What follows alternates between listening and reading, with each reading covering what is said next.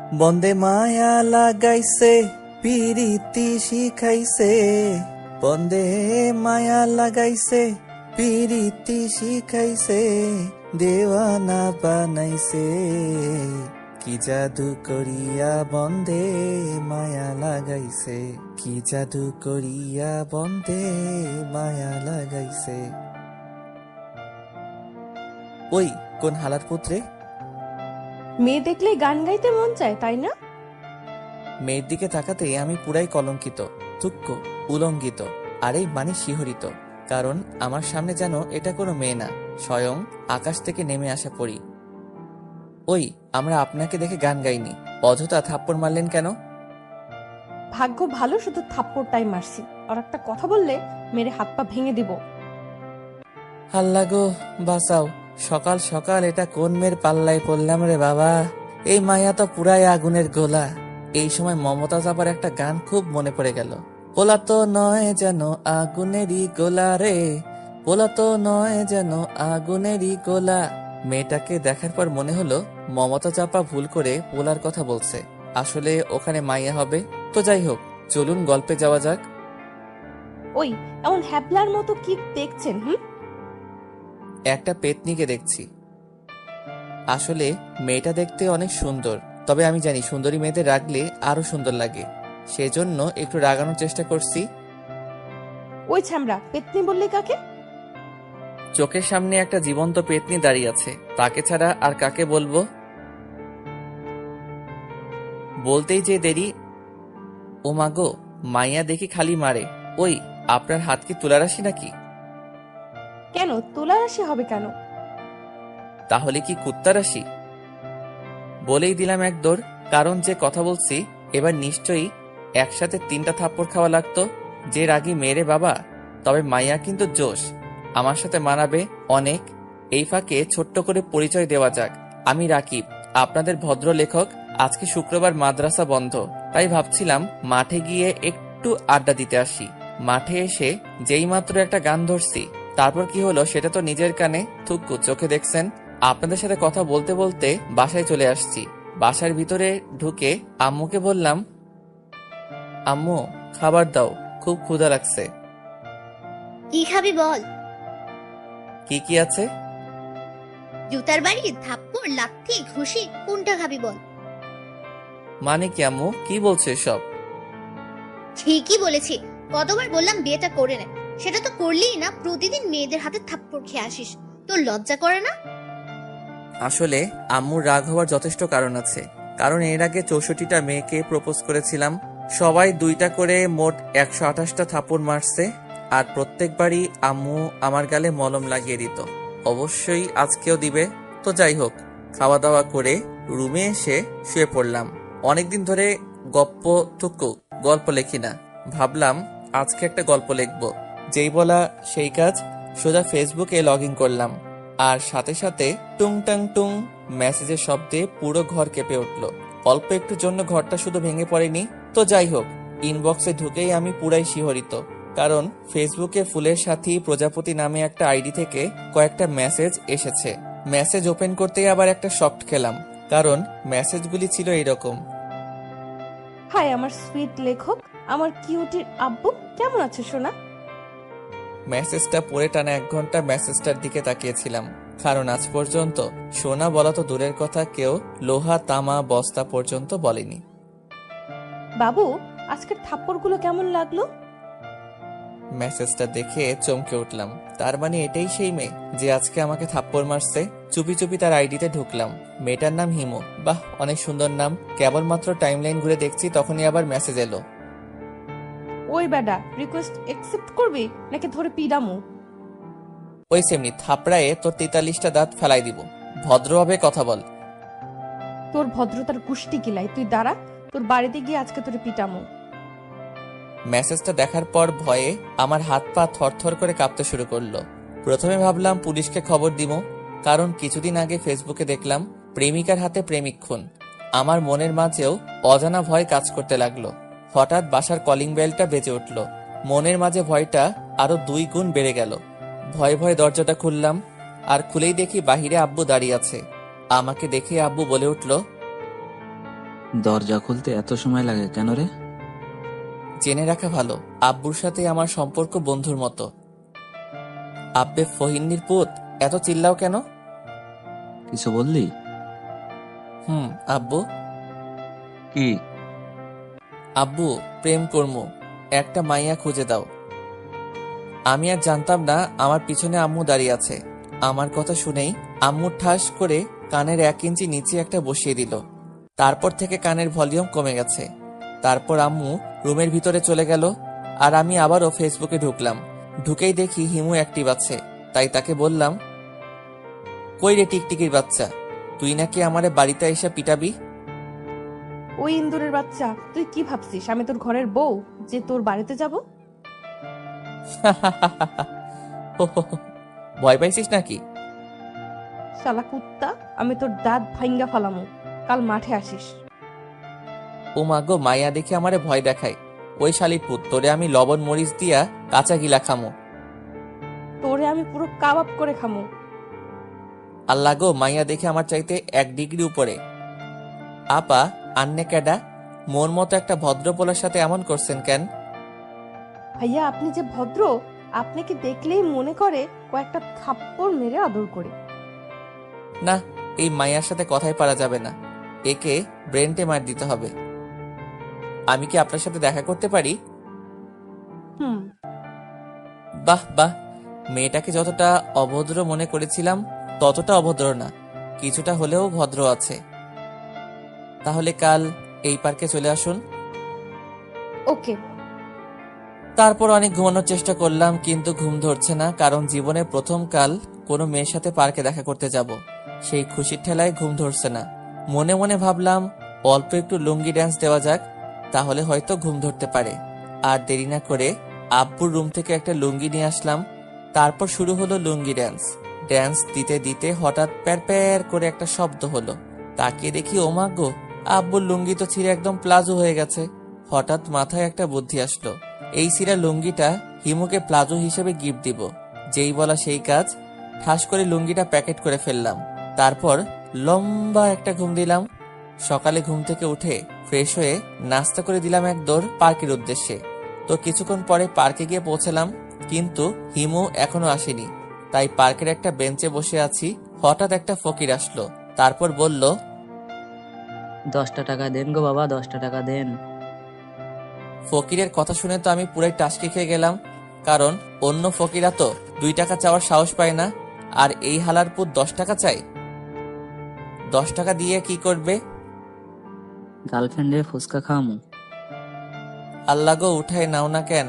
সামান্য একটা ফকিরেরও জিয়ে পাচ্ছে, আর আমি একজন লেখক হয়ে কার বাল ফালাইলাম। ভাই, তোর কাছে যদি এক্সট্রা আর কোনো গার্লফ্রেন্ড থাকে তাহলে আমাকে একটা ভিক্ষা দিস। সরি ভাই, কাল বললে হতো, আজ আর হবে না। কেন? কাল 2টার সাথে ব্রেকআপ হয়ে গেছে, একটার অন্য জায়গায় বিয়ে হয়ে গেছে, তাই। তারপর আর কিছু মনে নাই। ঠাস করে মাটিতে পড়ে ফাটাস করে বেহুশ হয়ে গেছি। জ্ঞান ফিরার পর তাকিয়ে দেখি হিমু আমার দিকে অগ্নি দৃষ্টিতে তাকিয়ে আছে। আমি কিছু বলার আগেই ঠাস করে একটা থাপ্পড় বসিয়ে দিল। তখন আমার জ্ঞান ছিল, কিন্তু হিমু যখন বলল, ওই শালা লুচ্চার ঘরের লুচ্চা, তুই নাকি পার্কে একটি মেয়ের লাভ লেটার দিছিস? তোমাকে কে বলল? ওই ফকিরটা বলেছে, আর এটাও বলেছে তোমাকে নাকি ওই মেয়ের বয়ফ্রেন্ড পিটায় বেহুশ করছে। এইটা শোনার পর বাকি সব ইতিহাস হয়ে গেছে, মানে আর কিছু মনে নাই। আবারও বেহুশ হয়ে গেছি। তারপর যখন জ্ঞান ফিরল তাকিয়ে দেখি আমি আমার রুমের ভিতরে শুয়ে আছি, আর আমার পাশে আম্মু আর আব্বু বসে আছে। আমাকে কোনো কথা বলার চান্স না দিয়ে আম্মু, চল কোথায়? তোকে বিয়ে করাতে। কার সাথে? কাজের বেটি জরিনার সাথে। আল্লাহ গো, মুই এখন কিতা করতাম? শেষে কিনা কাজের বেডিরে বিয়া করতে হইবে? পাঠক পাঠিকা আপনারা বলেন, এটা কি মানায়? আম্মু, আমি বিয়া করতাম না। আমি এই বিয়ে মানি না, মানবো না। তুই বিয়ে করবি না, তোর বাপ বিয়ে করবে। তুমি আমার 10টা না 5টা না একটা মাত্র বউ। তুমি যখন বলেছো তাহলে আমি দ্বিতীয় বিয়ে করতে রাজি। আব্বুর কথা শুনে তো আম্মু পুরাই রেগে আগুন। পরিস্থিতি ভালো মনে হচ্ছে না, তাড়াতাড়ি বিছানা থেকে উঠে দিলাম এক দৌড়ে মাঠে চলে আসছি। কিন্তু মাঠে আসার পর আমি পুরাই শিহরিত। আমি হাসবো নাকি কাঁদবো কিছুই বুঝতে পারতেছি না, কারণ মাঠে এসে দেখি হিমু আর তার বান্ধবীরা আড্ডা দিচ্ছে। সেটা বড় কথা নয়, বড় কথা হলো কাল আমি যে ছিঁড়া লুঙ্গি প্লাজো হিসেবে হিমুকে দিতে চেয়েছিলাম সেটা পরে এসেছে। বাহ বাহ, খুব সুন্দর লাগছে এটা পরে। আরো অবাক হলাম হিমু এর বান্ধবীদের কথা শুনে। দোস্ত, তোর প্লাজোটা কিন্তু সেই। আমার বয়ফ্রেন্ড গিফট করছে। আল্লাহ গো, দড়ি ফালাও উইঠা যাই। আমি নাকি ওর বিয়ে। আর কি যোগ আইলো রে ভাই, লুঙ্গিকে প্লাজো বানাই ফেলছে। তোর বিএফের নাম কি আর দেখতে কেমন? নাম রাকিব, একজন লেখক। আর ও তোদের পিছে দাঁড়িয়ে আছে, দেখ। তার মানে আমি যেখানে দাঁড়িয়ে আছি হিমু সেটা অনেক আগেই দেখে ফেলেছে। হিমুর কথা শুনে ওর বান্ধবীরা আমার দিকে ফ্যাল ফ্যাল করে তাকিয়ে আছে। মনে হচ্ছে যেন আমাকে চোখ দিয়ে খেয়ে ফেলবে। ওদের তাকিয়ে থাকা দেখে আমিও একটা বোকামার্কা হাসি দিয়ে ওদের কাছে গেলাম। তারপর, ভাইয়া কেমন আছেন? প্লিজ ভাইয়া বলবেন না, কলিজায় আঘাত লাগে। তাহলে কি বলবো? কেন, জান বাবু সোনা বলে ডাকবা? আমার কথা শুনে ওর বান্ধবীরা লজ্জা পেয়ে বান্দরের মতো লাফাইতে লাফাইতে চলে গেল। হাই সকিনা। ওই লুচ্চা সখিনা কেডা? কেন তুমি? কুত্তা। মাইন্ড ইওর ভাষা, আই এম ভদ্র বয়। আমার ইংরেজি শুনে হিমু পুরাই টাস্কি খাইলো। হেতি মনে হয় বাপের জন্মে এমন ইংরেজি শুনে নাই। বাংলার কুত্তা, আবার ইংরেজি মারাও, তাই না? এই মাইয়া তো দেখি পুরাই ডেঞ্জারাস। আমি তো জানি হিমুই আমাকে বাসায় রেখে এসেছে। হাসপাতাল থেকে আমাকে বাসায় রেখে এসেছিল কোন হালার পুত? তোমার আব্বু। কি? কিভাবে? মিস্টার সুইট লেখক সাহেব, তোমার বাবাকে আমি আগে থেকেই চিনতাম, আর তার নাম্বারও ছিল আমার কাছে। তাই বলতে হবে না, আমি বুঝে গেছি। সি সি সি, নিজের বাবাকে হালার পুত বললাম। হঠাৎ মনে পড়লো এই শালির কাছ থেকে যদি নাম্বার চাই তাহলে থাপ্পড় মেরে সব দাঁত ভেঙে ফেলবে। আব্বুর ফোনে তো নিশ্চয়ই হিমুর নাম্বার আছে। আর কোনো কথা না বলে বাসার উদ্দেশ্যে দিলাম দৌড়। বাসায় এসে বিদ্যুৎ গতিতে আব্বুর ফোনটা হাতে নিলাম। আব্বুর ফোনটা হাতে নিয়ে কল লিস্ট আর মেসেজ দেখে আমি পুরাই কলঙ্কিত, খুব শিহরিত। কারণ আব্বুর ফোনে যেসব নামে নাম্বার সেভ করা তার কিছু উদাহরণ নিচে দিলাম। জান, বাবু, সোনা, লোহা, প্লাস্টিক, তামা, ভাঙাচোরা ইত্যাদি ইত্যাদি। আরো অবাক হলাম মেসেজ অপশনে গিয়ে, কারণ আব্বু পাশের বাসার আন্টির সাথে থাকার কইতাম না। আমি আবার হিমুর নাম্বার খুঁজতে লাগলাম। দীর্ঘ 30 মিনিট সাধনা করার পর আমি হিমুর নাম্বার পেলাম। আর 1 মিনিট দেরি না করে ঠাস করে হিমুর নাম্বারে কল দিলাম। হাই ফুলটুসি। হোয়াট? এত হোয়াট হোয়াট করো কেন? কে বলছেন? তোমার জান, বাবু, সোনা। ওই কুত্তা, তুই ক্যাডা রে? ওই ইন্দুরের বাচ্চা, আমি তোর বিয়ে। আমার কোনো বিএফ নাই। কে তুই? ওই শালি, তোর যদি বিএফ না থাকে তাহলে আমি কেডা? শালা লুচ্চা, তুই একটা রোহিঙ্গা। সি সি সি, এত বড় অপমান! আমিও কম কিসে? তুই বান্দরনি, কুত্তি, তেলাপোকা। টুট টুট টুট। যা বাবা, কলটাই কেটে দিল। আমি আবারও কল দিলাম। কল দেওয়ার সাথে সাথে ওপাশ থেকে একজন খুব সুন্দর করে বলল, আপনার ডায়ালকৃত নাম্বারটি এই মুহূর্তে ব্যস্ত আছে, দয়া করে আবার চেষ্টা করুন, ধন্যবাদ। আমার আর বুঝতে বাকি রইল না যে আমার নাম্বারটা এতক্ষণে হোয়াইট লিস্ট থুক্কু ব্ল্যাক লিস্টে চলে গেছে। কি আর করার, খাওয়া দাওয়া করে বন্ধুদের সাথে আড্ডা দিতে চলে গেলাম। তো অনেকক্ষণ আড্ডা দিতে দিতে হঠাৎ দেখি হিমু মার্কেটের ভিতর থেকে বের হচ্ছে। মনে মনে ভাবলাম, শালির ঘরের শালি, আমারে ব্ল্যাক লিস্টে রাখছো, আজ তোমারে মজা দেখাবো। আর এক মুহূর্ত দেরি না করে সোজা হিমুর পিছনে পিছনে গেলাম। তারপর রাস্তার ধারে হিমুর সামনে হাঁটু গেড়ে বসে, আই লাভ ইউ সকিনা। থাপড়ায় তোর 32টা রাত ফালাই দেবো, শয়তান একটা। আমিও আমিও মানে? আমিও থাপড়ায় এত 32টা দাঁত ফালাই দিব। ওই, তোর সমস্যাটা কি বলতো? তোরে একটা কিস দিব। হোয়াট? আরে এক মুহূর্ত দেরি না করে তার ঠোঁটে আমার একজোড়া ঠোঁট লাগিয়ে দিলাম। প্রায় 5 মিনিট ধরে একটা কিস দিলাম, দিয়ে দিলাম এক দৌড়। কারণ যে রাগী মেয়ে কখন কি করে না করে, তার উপর আবার কিস দিছি। ভাবতেই খুশি খুশি লাগতেছে। তো যাই হোক, আপনাদের সাথে কথা বলতে বলতে বাসায় চলে আসছি। বাসায় ঢুকে আম্মুকে বললাম, আম্মু খেতে দাও। কি খাবি বল? যেটা আছে সেটাই দাও তো, খুব ক্ষুধা লাগছে। লাল লিপস্টিক, কালো লিপস্টিক, পিঙ্ক কালারের লিপস্টিক, কোনটা খাবি বল? তুমি মোর লগে ইয়ার্কি মারো? ইয়ার্কি মারবো কেন? আয়নায় গিয়ে নিজের মুখটা একবার দেখে আয়। আমি বীরের মতো আয়নার সামনে বুক ফুলিয়ে গেলাম, আর গিয়েই তো আমি পুরাই টাসকি খেলাম। কারণ হিমুকে কিস দেওয়ার সময় ও ঠোঁটে লাল লিপস্টিক দিয়ে আমার ঠোঁটও লাল হয়ে গেছে। হঠাৎ পিছন থেকে আম্মু বলল, মাইয়াটা ক্যাডা? কোন মাইয়া? ওই কোন হালার পুত মারল রে?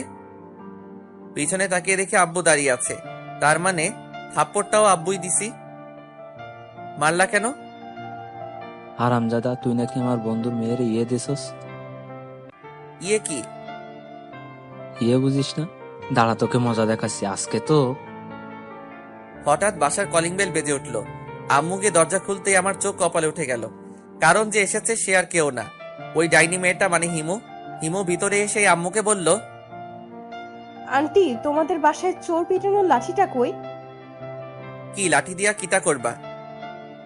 বলেই এক দৌড়ে রুমে চলে গেলাম। রুমে কি আগে দরজাটা লাগিয়ে দিলাম। কিছুক্ষণ পর বাহির থেকে হিমু বলতেছে, শয়তান, বের হ বলছি। বেশি পিটাবো না, শুধু 2টা থাপ্পড়, একটা ঘুষি, একটা লাঠি আর একটা লাঠি দিয়ে কয়েকটা পিটামো। আল্লাহ গো, উঠাইয়া লও। এই মাইয়া কয় কি এতগুলো পিটাবে, আবার কয় বেশি পিটাবো না। বাহির থেকে আবার হিমু বলল, ওই কুত্তা, দরজা খুল বলছি, না হলে কিন্তু দরজা ভেঙে দিয়ে তোরে পিটামো। আম্মা, ও আম্মা গো, ও আব্বা গো, তোমার পোলাটারে বাঁচাও গো। তোর মতো ছেলেকে এইভাবেই পিটানো উচিত। দরজা খোল বলছি, তাছাড়া আজকে তোরে মাইরাই হালামো। আল্লাহ গো, রক্ষা করো। এই ডাইনিটা তো আজকে আমাকে মেরেই ফেলবে। কি আর করার, ভয় ভয় দরজাটা খুলে দিলাম। আর দরজা খোলার সাথে সাথে শুরু হয়ে গেল উদুম কেলানি। ও আম্মা গো, আব্বা গো, ও খালা গো, ও মামি গো, আমি আর কোনোদিন কিস দিব না, মাইরা ফেলাইলো গো। অবশেষে দীর্ঘ 32 মিনিট পিটানোর পরে শান্ত হলো। তারপর আমি কোনো মতে উঠে গিয়ে বিছানায় বসলাম। আসলে আমি একটু ব্যথা পাইনি, কারণ মাইয়া মানুষ মারলে তেমন ব্যথা লাগে না, তাই একটু ব্যথা পাওয়ার অভিনয় করলাম। কিছুক্ষণ পর হিমু আমার রুমে আসলো। তারপর বলল, সরি সোনা, একটু বেশি পিটাইছি। মনে চাচ্ছে থাপড়াইয়া 43টা দাঁত ফালাইয়া দেই। রাগ করছো কেন সোনা? বেশি তো পিটাইনি, মাত্র 43টা থাপ্পড়, 31টা লাঠি, 19টা ঘুষি আর লাঠি দিয়ে কয়েকটা পিটাইছি। এতক্ষণে আমার শরীরে ব্যথা ছিল না। হিমুয়ের কথা শুনে আমার শরীরে ব্যথা আরো বেশি হয়ে গেল। শালি জি, কি মারটাই না মারলো। ও মাগো, ইস কি ব্যথা গো। কাছে আসো, ব্যথা দূর করে দিচ্ছি। ওই ফইনির জি, আমার কাছে আসবি না। দাঁড়া, আম্মুকে ডাক দিচ্ছি, তোরে আবার পিটামো। কি আর করার, বাধ্য ছেলের মতো হিমুর কাছে গেলাম। শালা আজকে কার মুখ দেখে যে ঘুম থেকে উঠেছিলাম আল্লাহ জানে। হিমুর কাছে যেতেই আমাকে অবাক করে দিয়ে হিমু, ব্যথা কমেছে? না, আরো একটা দিলে কমবে। এবার মনে হয় আরেকটা কিস পাবো, কিন্তু শালা লুচ্চার ঘরের লুচ্চা, একটা দিয়ে পেট ভরে না। বলেই ভেঙচি কেটে চলে গেল। এই কিতা হলো, আমি ভাবলাম আরেকটা কিস পাবো, উল্টা এই শালি তো আমার অপমান করলো। মনে মনে সিদ্ধান্ত নিয়ে নিলাম, আজকে রাতে তো হিমু আমাদের বাসাতে থাকবে, আজকে সারা রাত ওকে পিটাবো। তো দেখতে দেখতে রাত হয়ে গেল। খাওয়া দাওয়া করে সবাই যার যার রুমে চলে গেল। বলে রাখা ভালো, আমাদের রুম 5টা, একটাতে আমি থাকি, আরেকটাতে আম্মু আব্বু থাকে, আরেকটাতে ছোট্ট ভাই থাকে। আমিও আমার প্ল্যান মতো কাজ শুরু করে দিলাম। তখন রাত 2টা। আমি আমার রুম থেকে লাঠি নিয়ে, যেটা দিয়ে আমারে পিটাইছে, হিমুর রুমের দিকে গেলাম। গিয়ে দেখি শালি কম্বলের মধ্যে ঢুকে গেছে। আর এক মুহূর্ত দেরি না করে এক লাফে খাটের উপর উঠে শুরু করে দিলাম উদুম কেলানি। ঠাস ঠাস ঠাস ঠাস দীর্ঘ 1 ঘন্টা পিটাইলাম। পিটানোর কারণে শালি মনে হয় বেহুশ হয়ে গেছে। আমিও মনের আনন্দে গান গাইতে গাইতে আমার রুমে চলে আসলাম। আজ পাশা খেলবো রে শাম, আজ পাশা খেলবো রে শাম। তারপর আনন্দের সাথে ঘুমিয়ে গেলাম। সকালে ঘুম ভাঙলো আম্মুর চিল্লানিতে। এত সকাল সকাল চিল্লাও কেন? কাল রাতে বাসায় ডাকাত এসেছিল। আমি মনে মনে ভাবলাম, যাক বাবা, হিমুকে পিটানোটা তাহলে সার্থক হয়েছে। হঠাৎ চোখে পড়ল আমার ছোট ভাইয়ের উপরে। তাকিয়ে দেখি তার গালগুলো আলুর মতো হয়ে গেছে, চোখ দুটো ফুটবলের মতো হয়ে গেছে। তোর এমন অবস্থা কেন? ভাইয়া, কাল রাতে ডাকাত আমার রুমে ঢুকে আমারে পিটাইছে। ছোট ভাইয়ের কথা শুনে আমি তো আকাশ থেকে পড়লাম। তাহলে কাল রাতে আমি হিমু ভেবে ছোট ভাইকে পিটাইছি? C C C. যে হালারপুত আমারে মারছে তার জীবনেও বিয়ে হবে না। শালারপুতের জিএপের সাথে ব্রেকআপ হয়ে যাবে। এমন কথা বলে না ছোট ভাই। আমি ঠিকই বলেছে, আমার ছেলেকে যে মারছে আল্লাহ তার হাত ভেঙে দাও। আল্লাহ গো, উঠায় নাও না কেন? মুই আর এই দেশে থাকবো না। মুই আজকেই চামচুক্কা চলে যাবো। হঠাৎ চোখে পড়লো হিমুর উপরে। শালি 43টা দাঁত বের করে মিটি মিটি হাসতেছে। আমি ওকে ইশারা করলাম আমার রুমে আসার জন্য, আর আমিও আমার রুমে চলে গেলাম। কিছুক্ষণ পর হিমু আমার রুমে আসলো। আমাকে কোনো কথা বলার চান্স না দিয়ে হিমু বলল, কি খবর মিস্টার সুইট কিউট কমেডিয়ান লেখক সাহেব? আমাকে পিটানোর প্ল্যান করছিলেন তাই না? শালির জি, তোর জন্য আমি আমার ছোট ভাইরে পিটাইছি। তোরে আজ আমি খাইয়া ফেলামু। মাইন্ড ইওর ভাষা। তুই আমাকে খাবি মানে? আমি কি আলু বেগুন পটল নাকি? এইভাবে তর্ক করতে করতে একসময় আমাদের মাঝে তুমুল হারে মারামারি লেগে গেল। আমি হিমুর চুলের মুঠি ধরে ঠুস ঠাস করে কয়েকটা লাগিয়ে দিচ্ছি, আর হিমু আমার চুল ধরে আমারে থাপ্পড় দিচ্ছে। অবশেষে দীর্ঘ 30 মিনিট ধরে আমরা মারামারি করলাম। আমাদের মারামারিতে বেশ কয়েকজন শহীদ হয়ে গেছে। তারা হলো বীরশ্রেষ্ঠ কোলবালিশ, কয়েকটা বালিশ, গ্লাস, আয়না ইত্যাদি ইত্যাদি। বর্তমানে আমরা দুইজন রেস্ট নিচ্ছি। হঠাৎ হিমু বলল, আমি তোকে ভালোবাসি রে। হিমুর মুখে এমন কথা শুনে আমি ভ্যাবাচাকা খেয়ে গেলাম। আমিও এই কয়েকদিনে হিমুকে ভালোবেসে ফেলেছি, কিন্তু প্রকাশ করিনি। তো আমি কি করব? প্লিজ আর কি করিস না, আমি সিরিয়াসলি বলছি। তো আমি কি করব? মানে তুই কি আমাকে সত্যি ভালোবাসিস না? না। আমার কথা শুনে হিমু কাঁদতে কাঁদতে চলে যেতে ধরলো। তখনই আমি ওর হাতটা ধরে ওকে বুকে টেনে নিলাম। তারপর আলতো করে ওর কপালে একটা ভালোবাসার পরশ এঁকে দিলাম। শয়তান কুত্তা বিলাই, আমাকে কষ্ট দিয়ে খুব শান্তি পাও তাই না? ওই কুত্তি, কান্না বন্ধ কর। আমার শার্ট ভিজে গেল তো। যাক, তাতে তোর সমস্যা কি? বলেই আমাকে ধাক্কা দিয়ে বিছানায় ফেলে দিল। তারপর আমার বুকের উপর উঠে বসে আমাকে বলল, আমাকে এখন ভালোবাসোস? মানে? মানে হলো আমাকে এখনই ভালোবাসতে হবে। কিন্তু কিভাবে ভালোবাসবো? কুচি খোকা, হিসাব বোঝো না? দুধু খাও। ফেসবুকে তো ভালোই রোমান্টিক গল্প লেখো।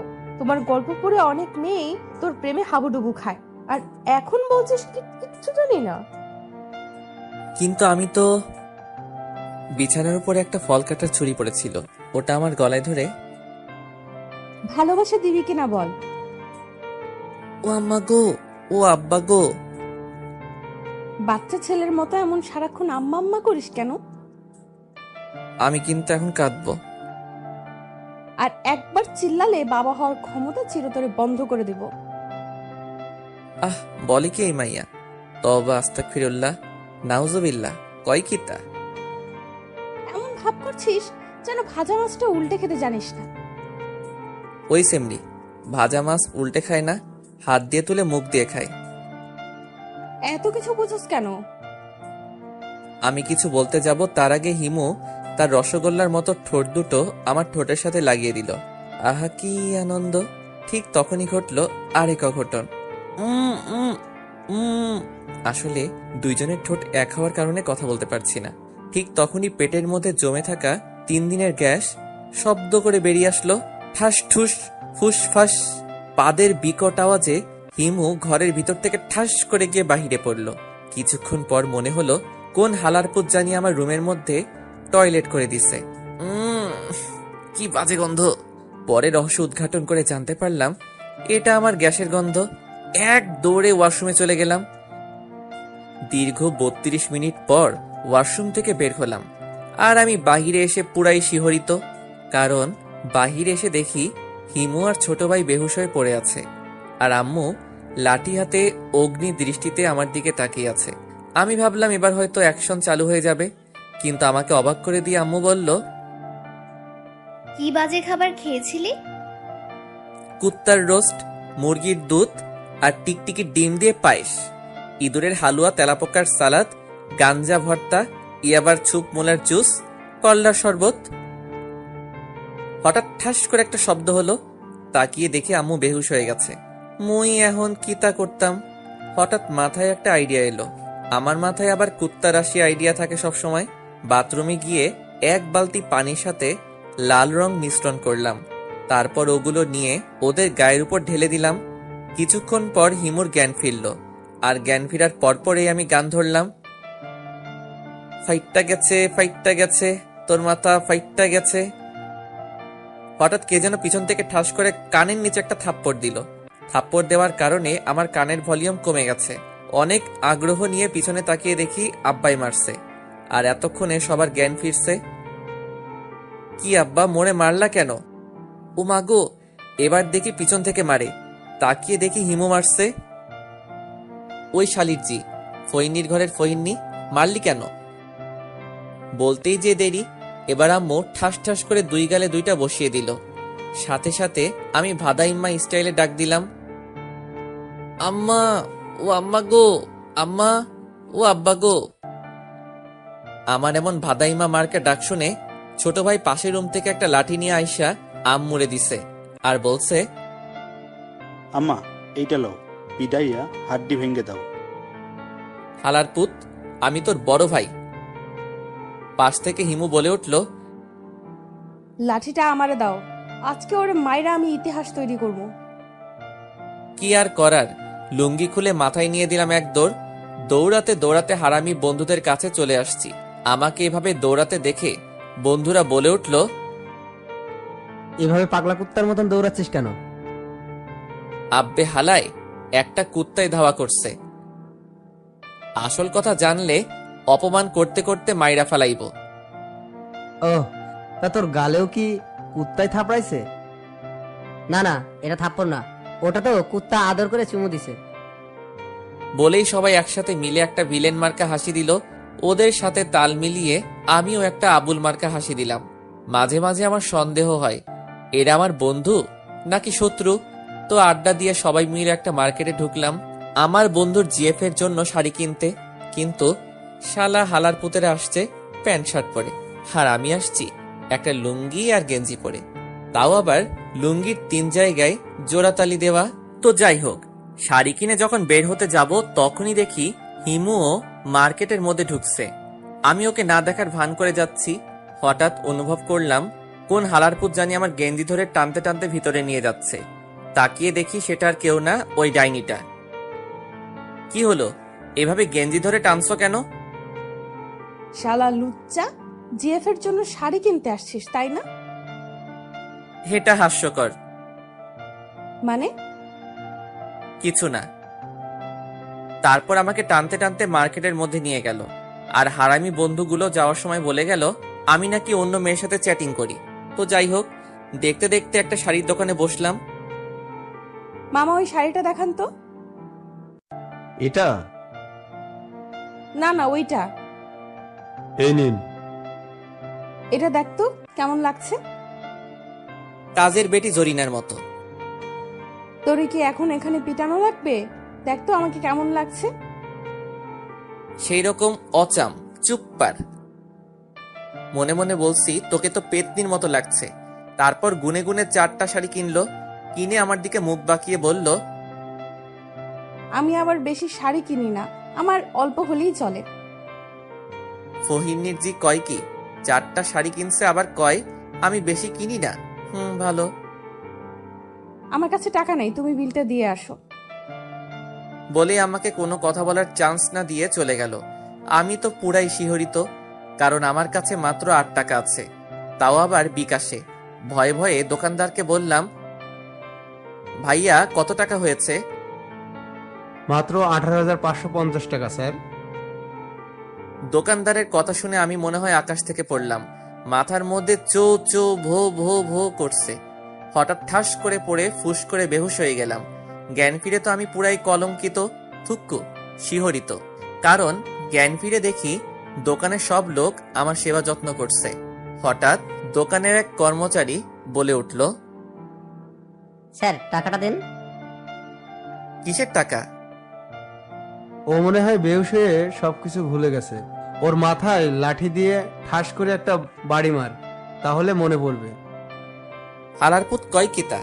আর একজন তো আরো এক ধাপ এগিয়ে বলল, ওই, ওর লুঙ্গি আর প্যান্ট খুলে নে। আল্লাহ গো, মুই এখন কিতা করতাম? এই বেটা, টাকা বের কর।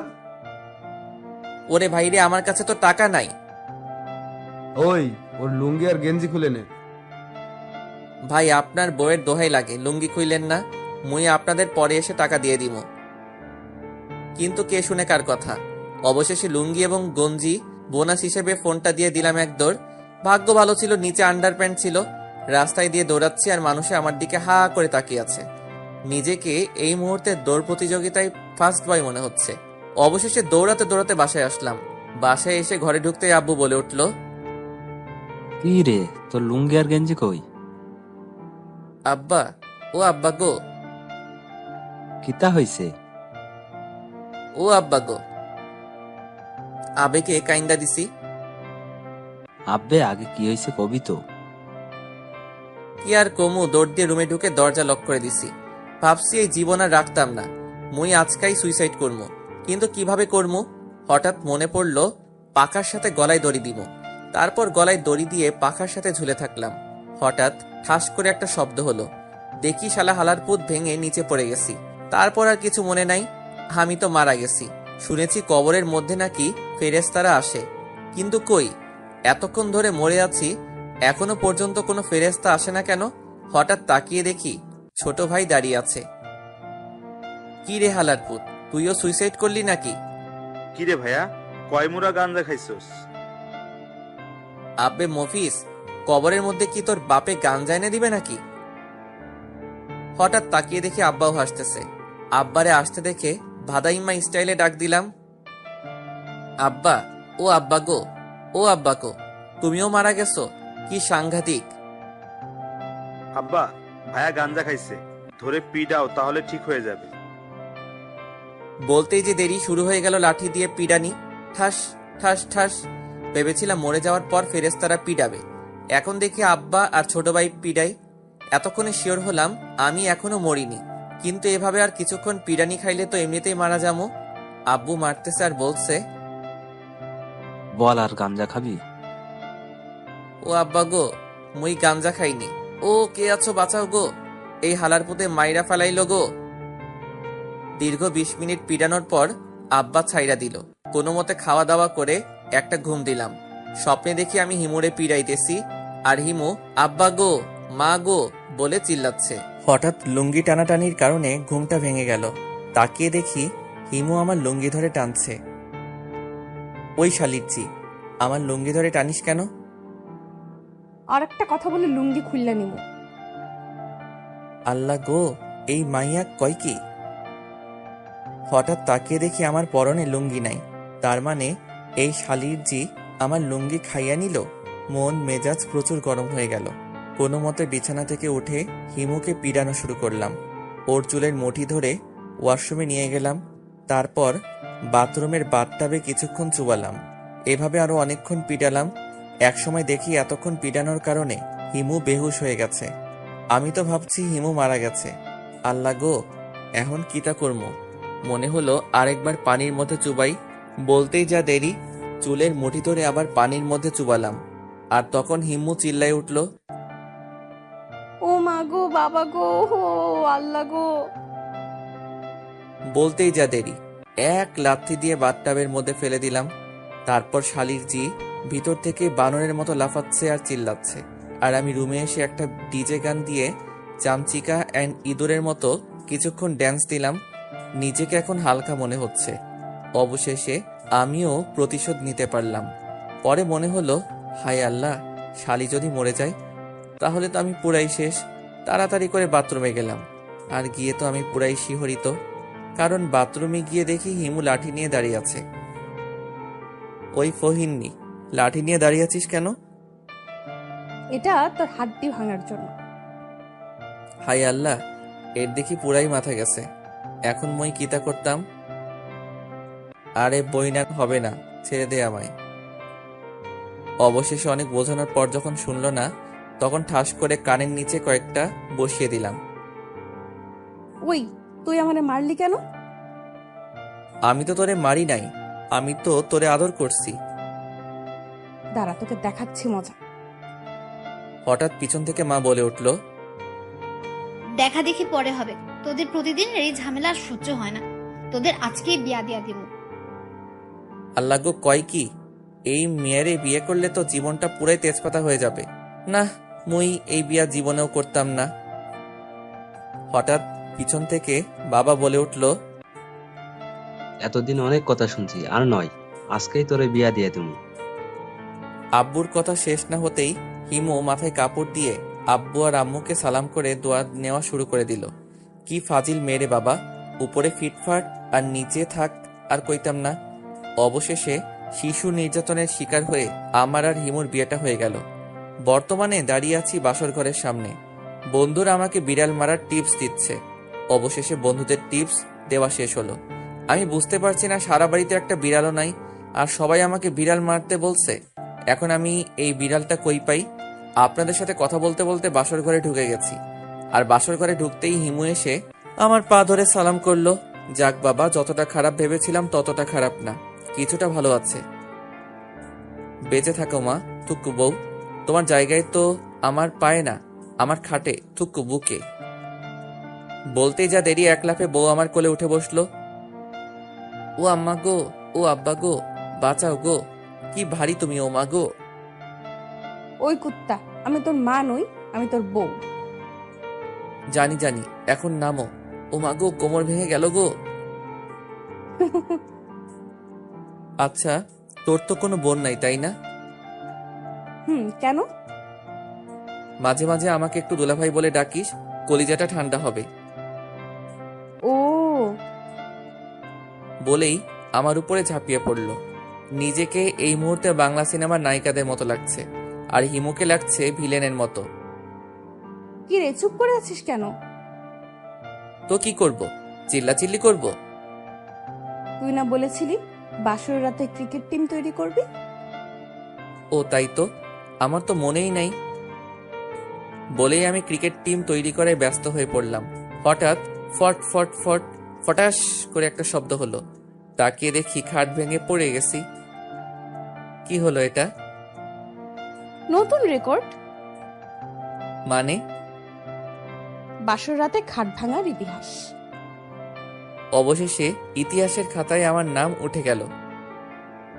বকাটে ছেলে বাসর রাতে খাট ভাঙার ইতিহাস। পরের দিনগুলো কেটে গেল অনেক আনন্দে। নতুন বিয়ে করেছি, বুঝেন তো মজাটা কেমন। এই যে বন্ধুরা, গল্প শেষ করে কমেন্ট না করে চলে যাচ্ছ, এইটা কিন্তু ঠিক না। তাড়াতাড়ি কমেন্ট করো। আর যারা এখনো আমাদের চ্যানেলটি সাবস্ক্রাইব করো নাই, জলদি করে সাবস্ক্রাইব করে আমাদের চ্যানেলের একজন মেম্বার হয়ে যাও প্লিজ।